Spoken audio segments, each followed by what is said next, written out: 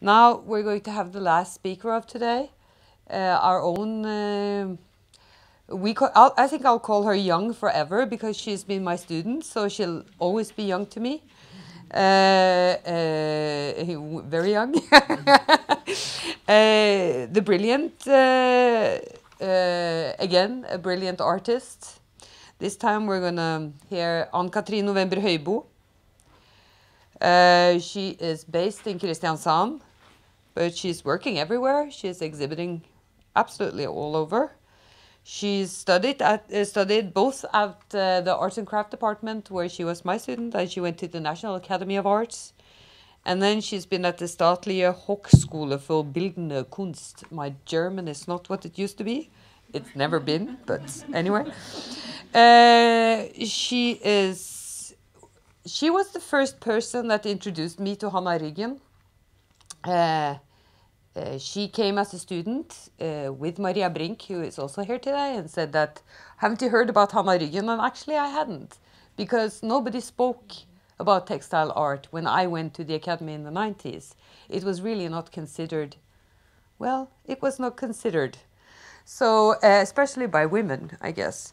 So it was very funny to find out that we have an extremely interesting, maybe the best artist I've ever seen in Norway that nobody spoke of for the 15 years I took my education. So the lines between arts and craft and fine arts were very harsh, and that doesn't mean that the textile artists of Norway didn't know Hanna Ryggen. And so she came and she said, Catrin and Maria Brink came and said, oh, don't you know? And it turned out that Catrin was really interested in textile history. And I think that's very fundamental in her work. She's represented by Standard, and she's been having a lot of large museums exhibitions the last 10 years. Welcome to Catrin Høibo.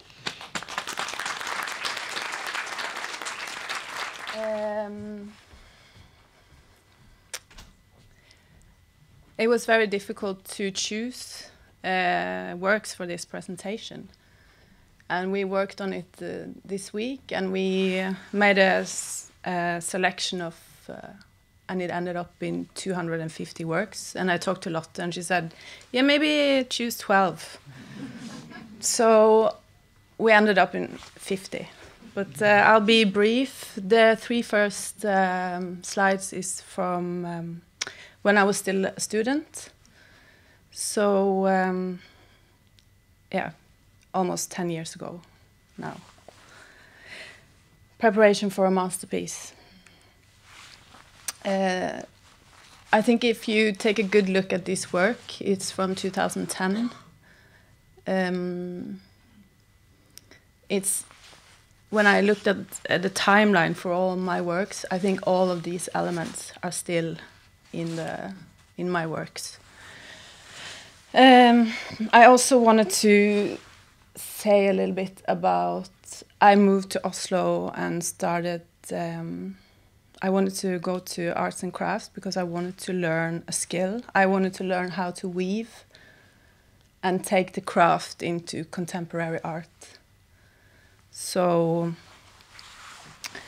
but I'm not a very patient person. So this is kind of a weaving to me out in space, maybe. It's like a mix of a sculpture, textile, installation. And then it's the next work, which is called Symbolic History, because I also been like, yeah, interested in the past and art references. So here is like little weavings that I did from Navajo patterns and flat loom. And I also don't weave at a flat loom. I weave at oppstavvev, which is a standing loom.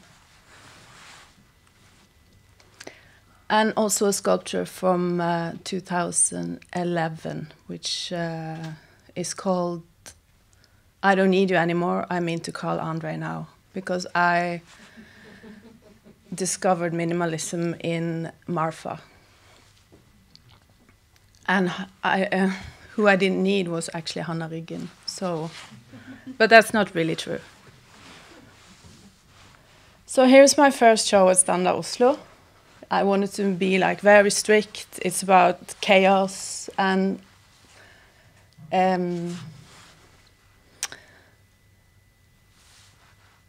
structure. So this is cast of a noodle, which is about... I think it's very difficult to explain my work because it's like explaining a dream. It kind of, I'm afraid it will collapse while I'm talking about it. So I will just continue present early works, 2012. So the grid is also very important to me, and different little elements and weavings. Here I framed because I've been weaving on small stuff and I tried to make them presentable in some way. And it also should be said that I grew up in Kristiansand, which is a super small town on the Norwegian coast, and it's a grid. It's 1 kilometer each way. So I think maybe that also has something to do that I'm interested in weaving and the grid and the... Yeah. And here I was invited to do a solo show at Standard Oslo, now at Henny Onsdag. And it's like a big space, 800 square meters. So from going to this, from this tiny small weavings, I had to make something big, but I wasn't skilled enough to make big weavings. So I juksa litt. So it's like the warp and the weft, which is renning og innslag. So here's a lot of warp. And also for this one. So I like to mix sculptures, weavings, monochromes, into maybe a bigger composition. And this is my first proper weaving. It took me so much time and energy to make this. It's in 2012. And I show this because it's interesting to see how weaving is kind of like reading and running. You have to do it a lot. And I think also that I don't make so much sketches. My work is my sketches. Second solo show at Standard. These are my... I've been working so hard. Like, this is the proper weavings and the sculpture. Oh. And I also continue to use small looms that are more transportable.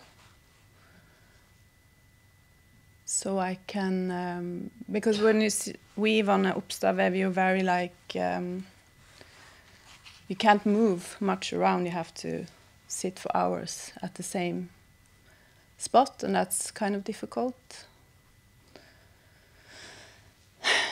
And here is, because I lived 1 year in New York, and then this is laundry bags. So I thought it was this beautiful way of craft in a way. Someone making me a sculpture. I delivered dirty clothes and they give me back these. So I actually learned how they get this structure. So it's also that I also like the geometric forms and the more soft organic forms.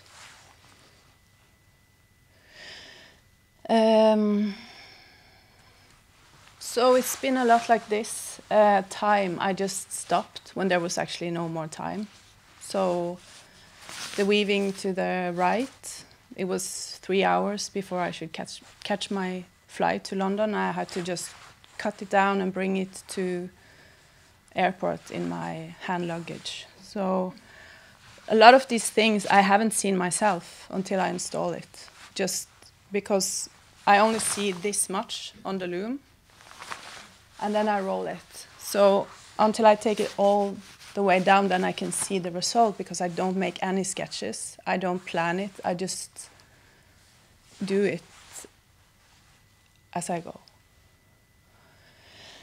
And this is from Bergen Kunsthøgskolen. also like a sculpture on the floor. This is a coconut, because I found this where I live. There is this coconut weavery.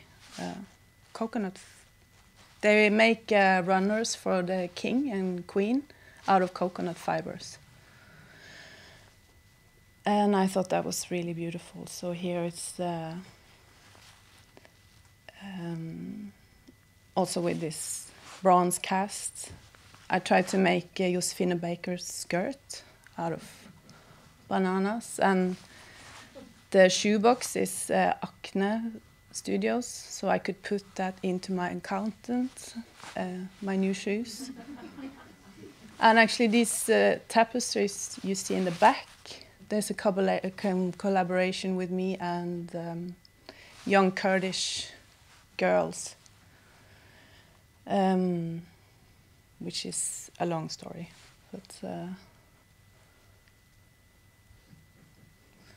and also these shoes that I've been using, a lot of shoes in my work. This was sent to me from Italy because someone had picked them up on the beach. And they knew I was using it in my work, so he sent it to me. So I thought it was a nice thing to put into the...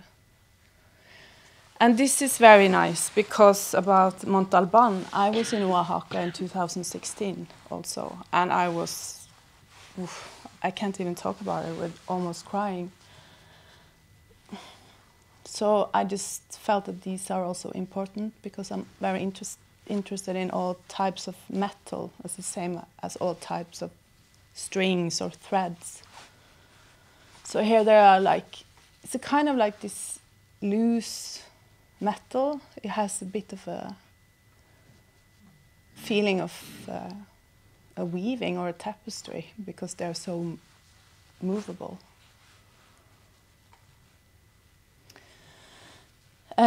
This is from the same show. Here I started to use tulle. I use two types of wool in my warp. It's like this white and a grey. It comes from the Spelsø sheep from the coast of coast sheep, which are super fantastic material. And the weft I take from everywhere.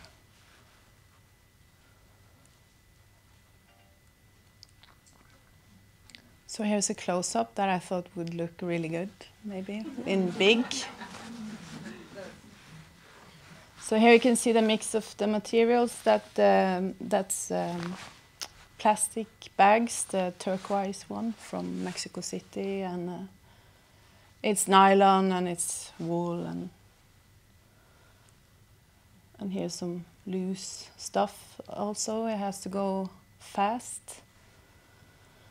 Here you can see the tulle, which is transparent, which is something I always enjoy a lot in my work. That you can see the structure. There's nothing of the work I've been doing is not hidden in a way. It's like very open, all the flaws and the mistakes. And this is a work that I made for Turner Contemporary in Margate, outside of London. And I showed together with Anja Albers. So that was a big thing. And Stortinget, the parliament has bought this piece. So I wanted to say that. And here again is the coconut threads.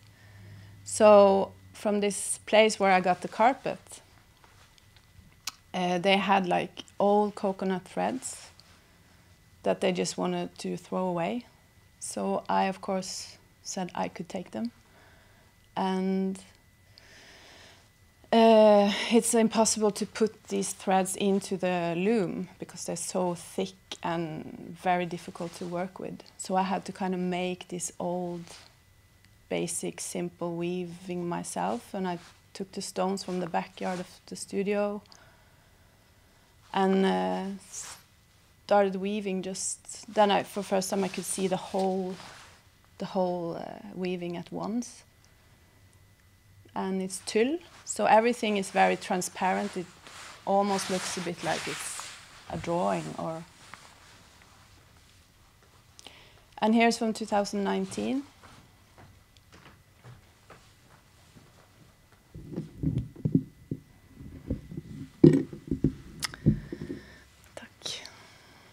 It's Kristiansand kunst... Nei, det er det ikke. Sørlands kunstmuseum in my hometown. So it's called, this exhibition is called Runners. Eller løpere, which is a weaving term of long weavings.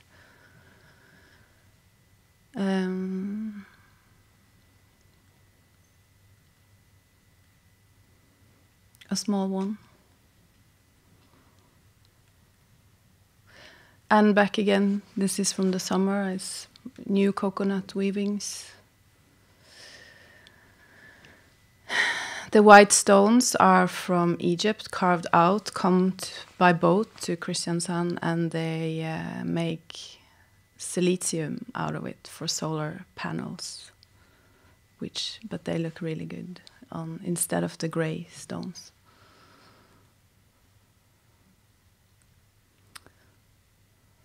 And this is also from the summer. It's I never seen this work, only in pictures. I mean, I've seen it, but never hang or only rolled up. And so, is it been 20 minutes now?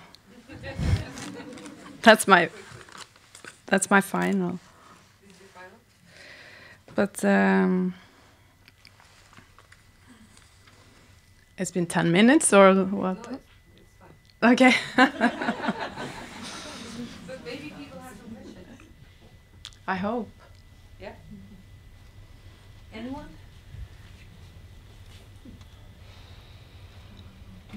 Now is the opportunity.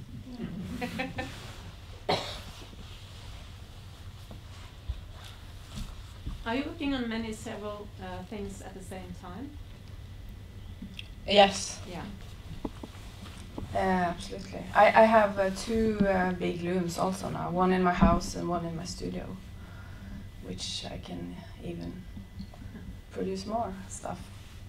But it's like weaving is like my life project, so I wasn't really good in school. So if any of you are not really good, you can still if you just continue, I think it's like learning as you go, in a way. So I thought it... When you say not good in school, do you mean at the art school or at the elementary? Oh yeah, no, in art school. I know, I think there was someone in this room who said you don't have to weave if you don't want to. So, but that's what I want to do. And but I have to work with different things at the same time because it's so... you need so much patience to do it, I think. But no, I'm just thinking. But sometimes you sometimes you do things that are really that takes a lot of time, basically because it's important. You know that even though you're not the person to do something which takes a lot of time, it's really good for you, and it will eventually change you. So I mean, even if you don't do that in art school, you might do that afterwards. You might just start to do something which is it's like starting to work out very late in life, like most artists do. It's like suddenly you know that this will be good for me and it will change you. And I remember Vanessa Baird saying to me, I didn't know how to paint, but then again, if there's something you don't know, well, you just learn yourself to do it. And we know that she can paint a lot. So it's something that you do with the strength of your will, isn't it? that's what I have. Yeah. Will. But I was thinking about colors. We've just seen Paul Klee, and how do you think about, how do you relate to colors? Is it like... Because I have this thing, I forgot, the first coconut show was called Fly Forward, and that's like this technique from this Cesar Aira, this Argentinian writer. And he never undo his gripped, or he just writes and that's it. And I do the same. I never untangle anything. So if I do a color that I don't like, I just have to continue with a color that kind of takes it into another direction or can help the bad color. Or so it is also, I don't, if I done it, that's it, and I try to work. And that's kind of a rule you've made for yourself? Kind of, yeah. That's interesting, because I heard that Dag Solstad, which is our most famous living art writer in Norway today, he writes in a way where he never goes back and corrects his manuscripts. He pictures a sentence and he writes it down, and then he pictures the next sentence and he writes it down and it doesn't go back. So, and imagine just holding track of a whole book in your head, you know. So now you know when you read them, if you don't like it, it's because maybe it doesn't have that overview all the time. Because it sounds really hard. It's like, and also I think that today's lectures, all three of them are saying something to me, midlife, late midlife, thinking that, which I think is really important. I was saying in the lunch, all of you that's been talking, that art is always dependent on perspective, and that there is no right or wrong, really. So it's funny, because when you can hear one of you talking, and then you understand that this would have been said differently with another perspective. And especially the last 10 years, we've had this globalization, but also the post-colonialism and Me Too and all these things that changes the way that we look upon art, I think. So it's very interesting to hear something which is all about color and all about handcraft, and still it's you get different views, that I think is. But have you been in, I was in South Africa 2 years ago, and it's kind of like I recognize your art from a lot of art I've seen there. Have you been there? No. Africa? No? No, I've only been in Kristiansand. Mexico. It's kind of far. Okay, any more? Yeah, Vidar? Vidar Hallén, Nasjonalmuseet. Hi. And I love your structures. And to talk back to Bauhaus and structures, so pre-Bauhaus there was very little structure in the textile art, as a matter of fact. And I think Hannes Meyer was the first who brought it up as a particular topic in 1928, when he became the new rector of Bauhaus. He was a socialist, and he wanted the textile to be more into the daily life with structure and ability to enhance people's lives. And as a matter of fact, he came here and gave a lecture in 1932. After he had left Bauhaus, he was asked by Oslo Arkitektforening to come here, and he gave 2 lectures, mostly on his Soviet architectural plans, because he was actually, he left Bauhaus and he went to Moscow, where he did big plans for the city of Moscow. And those he showed here, not the textiles, unfortunately, but he had many views on that. And I believe that a lot of the big inventions on structure happened during his time, from 1928 to 31. Well, then I'm going to say thank you so much to Catrin, or Anka, that we call her. Thank you so much for